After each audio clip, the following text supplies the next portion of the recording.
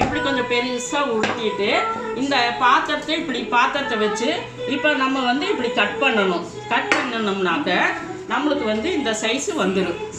இதை பாருங்க, இவ்வளோ இது நான் வந்து எடுத்து வச்சுருக்கிறேன். அதே இது எல்லாமே 400 கிராமுக்கு மாவில் இப்படி வந்திருக்குது. சரி வாங்க பூரி செஞ்சு இருந்துச்சு. இப்படி நம்ம வந்து இந்த தண்ணியை இந்த எண்ணெய் வந்து இப்படி இது மேலே வந்து அடிச்சிடணும். அப்போ தான் கொஞ்சம் உப்பி வரும். பாருங்கள் எப்படி உப்பி வந்துக்குதுன்னு. நல்லா உப்பி வர வரையும் இந்த எண்ணெய் எடுத்து இந்த மாதிரி பண்ணணும். அப்புறம் திருப்பி போட்டுக்கலாம். அதே மாதிரி தான் நம்ம அந்த 400 கிராம் கோதுமை மாவையும் இதே மாதிரி நம்ம செய்யணும். அது வரலையா? எண்ணெய் வந்து நம்ம இந்த அளவுக்கு எண்ணெய் ஊற்றணும்.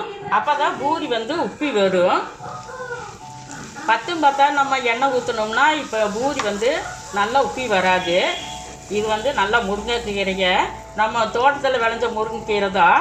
அதை போட்டு நான் நல்லா மிக்சியில் அடித்து வடித்து அந்த தண்ணியிலேயே தான் நம்ம வந்து கோதுமை மாவை பிணையணும். இந்த மாதிரி வரணுங்க. பாரு, சூப்பராக இருக்குது பாருங்கள்.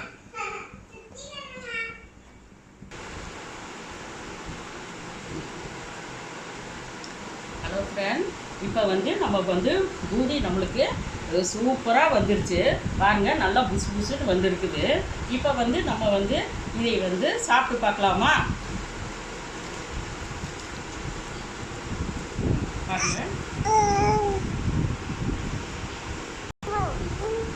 இதுக்கு வந்து பன்னீர் தொட்டு சாப்பிட்டா நல்லா இருக்கு. இந்த பூரி எப்படி தம்பி இருக்குது?